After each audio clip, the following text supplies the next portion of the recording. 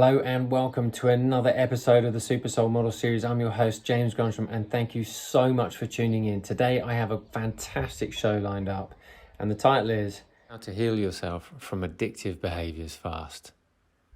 Years ago, I used to drink and smoke and party and take drugs, and my life was a little chaotic at that time, but that's all that I knew. It was almost as if that was the life that I'd kind of moved into. Now, is it something I'm proud of? Not so much, but I definitely grew from that experience. From that, I turned the page and I managed through a series of miraculous events to be able to turn my life around by learning about health, taking better care of my health, which eventually led me to meditation, which eventually led me to being able to dissolve those habits and allow me to start going on a trajectory of health and well-being, and I've never looked back since, and that's almost been 16, nearly 17 years, so it's been a long time, but I want to share with you the ways that have helped me so that you can do it too. If there's any area of your life that feels out of balance, and you'll know which one it is, you'll know that in order to break these patterns, to break these cycles, you need to think about things differently, and you need to choose some new empowering habits that you need to start activating in order to access a better feeling state. Your body is a veritable chemical factory, and it can produce all the chemicals it needs to take you away from where you are to where you want to go. Now, at a time, I wouldn't be able to even articulate this, but now I'm in the position where I've done so much work, not only on myself, but read so much, that I'm able to articulate what I've been able to do and my simple processes from moving from an undesired position to a desired position.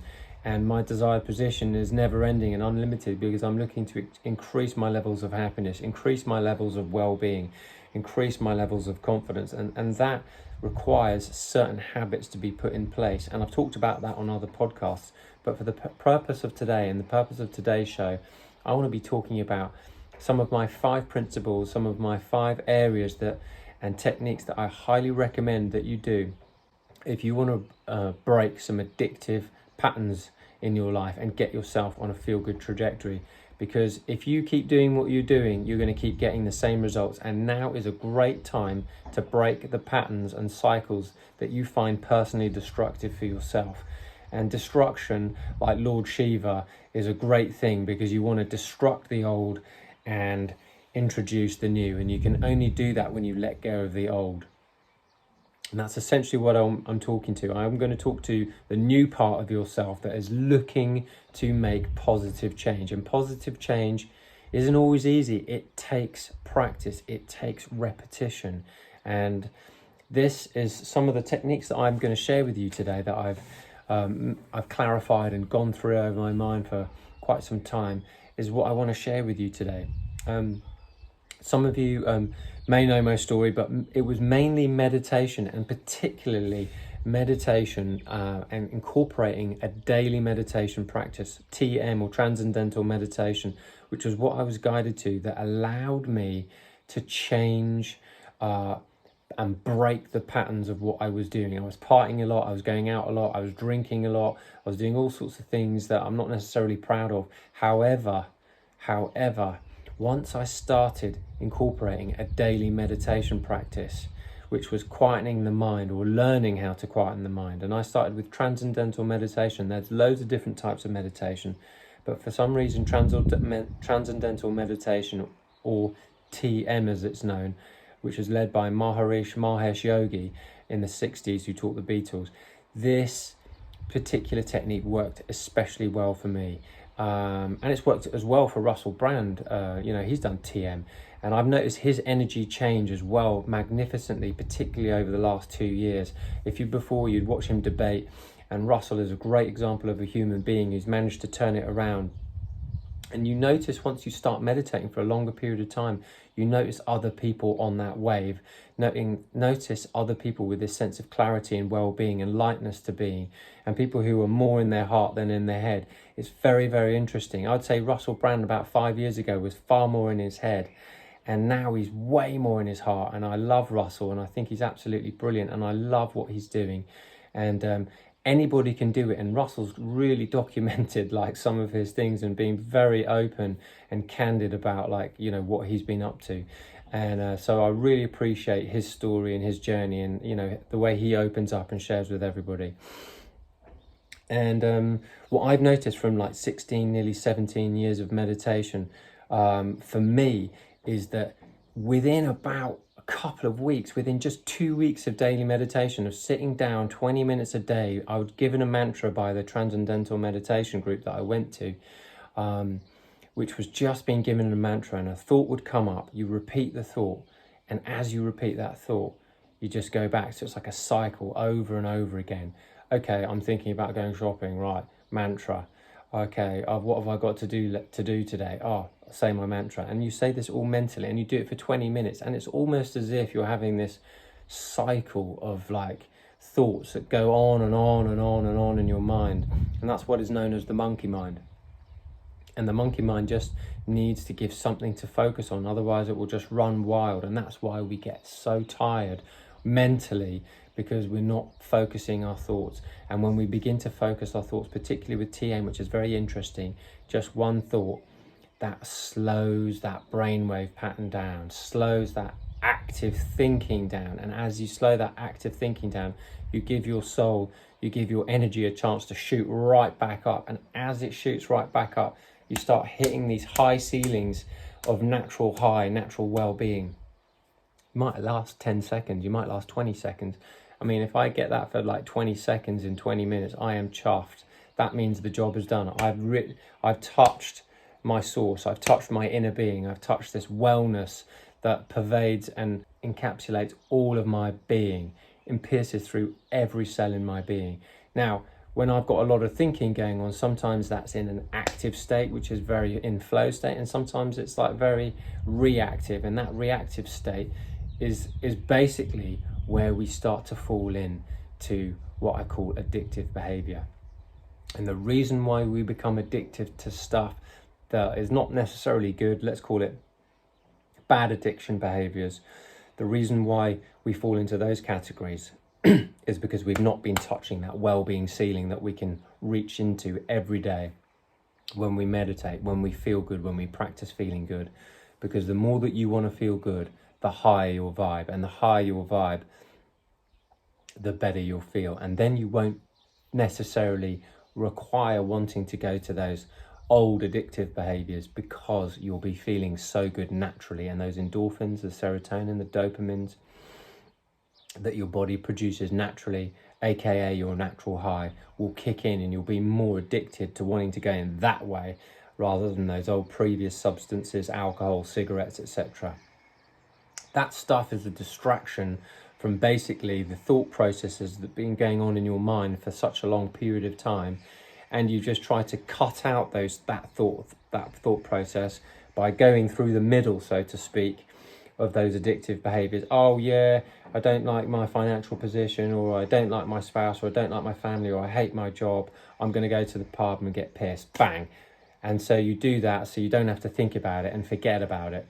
But the thing is that works for a little while, but the emotions and those thought processes will continue to be there until you break that pattern. And you need to break that pattern by doing something new.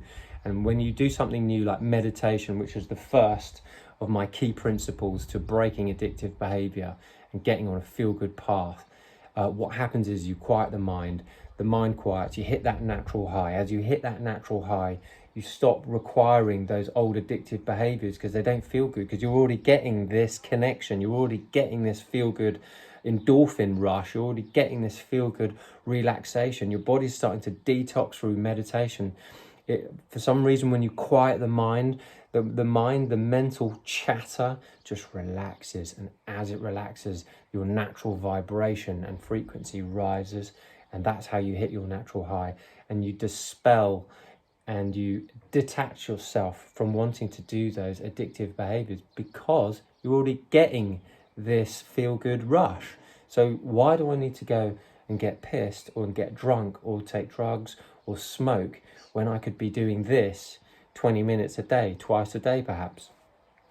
Anyway, that's what happened to me, and it happened in an extremely short amount of time. Within 2 weeks, I had detox my body, not completely of course, because I've been punishing my body for so long and my soul was crying out for help.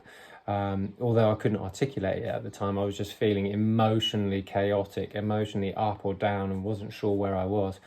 But I found that with meditation, I began to hit this even keel, this even space, this beautiful new way and perception of life, which was, like an octave higher than that's basically what happens with meditation. Imagine an addictive behavior keeps you under here, not hitting natural high all day long, and you meditate every so often, and what happens is you start to come up at like this. Now, are you there all the time? Even after 16, 17 years, does that happen to me? Of course I dip from time to time, but because I meditate often, you get to see this new level, and that's basically what happens. That's the best way to describe what meditation does. It just helps you hit that natural high, so your head is bobbing up and down on the surface of the water instead of feeling plunged underneath by those heavy, way down thoughts of how you view the world, how people are, etc. But once you begin to meditate, you just get up and up and up, and it's a constant thing, but you have to work at it. It's like going to the gym. You don't just meditate once and you're done. You've got to go to the gym. You've got to go to that mind gym. You've got to go to the soul gym, where you start to just tap into this natural high. It's like your car running out of fuel. Well, I better go and fill it up. That's what you've got to do. So you go and meditate to fill yourself up, tap into your source, tap into your natural high. And then as soon as you do that, you notice that you're more drawn to new things that are actually better for you than old. It's so interesting that when we don't feel good, the first thing that we look for is maybe a bag of crisps or a strong drink, or just something that doesn't feel good, like loads of sweets or something like that.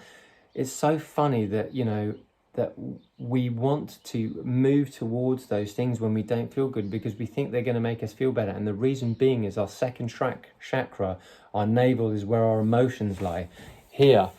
And as on this particular area of the body, that's where we want to fill it with food, usually bad food, when we don't feel good. And the reason why we do that is because it's trying to comfort us, because we don't feel good here in the mind. And if we just chose to feel better in the mind, and that's going to lead me into my next principle in a second, we would literally bypass having to go straight to our belly and feed it with rubbish food, which again, our body tries to break down the best it possibly can. Our bodies are absolutely phenomenal. We should revere our bodies, because they take such punishment. And then it's trying to work out all the energy from the food, or the rubbish quality of food you've given it, usually processed or whatever, or drinks or whatever, and then it's trying to extract the best energy so that this is now your fuel in the car, and it's just a backward cycle, and eventually you might be drinking, on drugs, or doing stuff that you don't want to do, and you feel stuck. So that is why meditation gets you high, because it's allowing you to tap into your inner being, allowing you to tap into your energy, and allowing you to tap in to this higher power that is within you, that you just need to access by quietening your mind every so often. Now, I'm going to talk to you about my next step for stopping addictive behaviours and starting better, empowering. Now, I talked about it a bit before, but asking better questions. When you ask what-if questions, it's amazing. Your mind has to start thinking and breaking the pattern, interrupting the pattern of your addictive behaviours, because usually you'll be like, I don't know the answer to that, I'm going to go and drink, or I'm going to go and take some drugs, or I'm going to go and eat loads of bad food. The reason why you break that, why you don't go to those addictive behaviours, is because, again, your second chakra is basically out of balance, because your mental chatter is out of balance. And that's why it's imperative you take care of your self-talk, because when you ask better questions, you're going to get better answers. And when you don't know the answer to the questions, that is usually when you are, number one, not being grateful in your life, and number two, you're out of balance because you're asking bad questions. And when you ask bad questions, you know what's going to happen? Bang, bad answers. So I'm going to go straight to addictive behaviors. So when you ask better questions is, why is everything all right? Why am I lucky? Why am I blessed? What if this is going to work out? What if this came together for us in a way I can't even explain now? What if there's a new possibility that I could see that I can't see right now that's going to help me going forwards? These types of questions will absolutely break the patterns of you going straight to an addictive behaviour. What if I could give up smoking easily? What if I could give up drinking and start having a healthy lifestyle really easily? What if that's possible? Why is it possible? Why is it possible for me? Huge question. When you start breaking these, why is it possible for me to make a great success of my life? Why is it possible for me to help and empower other people easily? Why is it possible for me to live the life of my dreams with ease? Why is it possible for me to live in harmony with the world? Why is it possible for me to have wonderful relationships? All these sorts of questions help you break that pattern of negative thinking, which leads you to addictive behaviors. I've been there, I've done it, I've changed it, it's happened, bang. So first and foremost, meditation, natural high, bang, interrupt the pattern with some empowering questions. Now, this also can lead into affirmations. Now, affirmations are making statements of things like, I am healthy, wealthy, and wise. These types of questions will need repetition, but it's never going to help you asking and saying those things to you if you don't feel good, because if you don't feel good and you can't believe them, your body is already shut down in terms of energy and you're not tapping the natural high. You want to be saying affirmations once you finish your meditation and you're like high, high, high. So making positive statements that are uplifting about the life that you want as if it's in the present tense is only helpful for you once you're high, once you're naturally high. So if you ever find yourself in a good feeling state, like during a run, after a run, exercising, bang, that's the time to do affirmations. Otherwise, I'd be asking empowering questions, because that helps break the pattern and break the cycle of negative thinking, which leads you to negative and harmful habits and addictive behaviors, which is second chakra. So once you get control of that, ask better questions, your second chakra, aka your emotional chakra, which is what Bruce Lee called, when you watch Bruce Lee, he's always, was always adamant about having an amazing six-pack. And we always find fascinating about people with six-packs, eight-packs, looking really good around the stomach. Do you know why? It's because this is the center of your emotion. So if you're emotionally centered, boom, it's incredibly attractive. And if you're not emotionally centered and you're incredibly dramatic, you're going to find yourself off your center. And again, that's not very attractive. Drama likes to attract more drama. By the way, I don't watch drama TV. I like watching comedies. So that's what I find interesting. So again, it's a second chakra thing. And that's because the better questions you ask, the better you're going to feel in your body, the less stress you're going to have, the more optimistic outlook you're going to have, and life just gets better from there. But it does take practice and it does take repetition to break that cycle of addictive behavior. Now, number 3, I talked about it just a split second before, but gratitude. Gratitude helps you elevate your mood, helps you recalibrate what's going on in your world. If you're thankful, if you ever find yourself dipping in mood, just get out a notepad and start writing all the things that you're grateful for today. It could be your bed that you sleep on. It could be the home that you live in. It could be the room that you enjoy, where you enjoy peace and privacy. It could be a place of comfort. It could be the food in your fridge. It could be the money in your pocket. It could be the lovely person who you live with, or it could be a nice neighbour, or whatever it is. And however small, it doesn't matter. But when you practice gratitude, it's amazing how things begin to shift. I remember years ago, when I first started practicing gratitude consciously for the first time, I was in awe of how things began to shift in my life in a matter of about a week or two. I was in a pretty low place and I managed to turn things around within a week or two of practicing gratitude along with a meditation. And it's amazing how it does massively change. And the reason being is because when you practice gratitude, you enter the heart, and when you enter the heart, your frequency changes, and when your frequency changes, you hit your natural high, and as you hit your natural high, boom, you get a new perspective on life, and you're guided to better feeling things. Because otherwise what happens is you just mull around with the habits and the activities that you're so used to doing over and over again. And my friends, change is possible, and breaking the cycle of addictive behaviors is possible if the pain is too much. You only change if the pain is too much. Is the pain too much? Boom, time to change. Why? Because I want to feel good. huge. I want to feel good. I want to feel better. I want to feel better than this. And I know that there's something out there that feels better than this. 100%. Boom. Meditation straight away. Number 2, ask better questions. Ask empowering questions.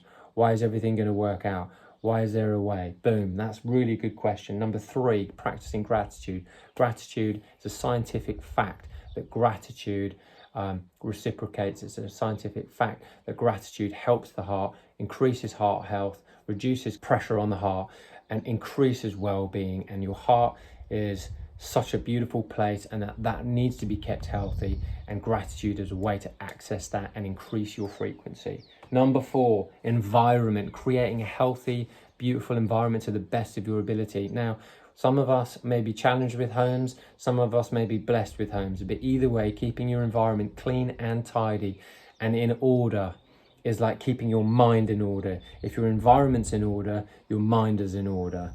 Well, at least you give it a chance to be in better order. If you ever watch any of those, there's a show on Netflix about a lady tidying up people's houses, Japanese lady, and I find it fascinating. It's amazing to see the love and joy that happens after the house has been cleaned and everything's been organized.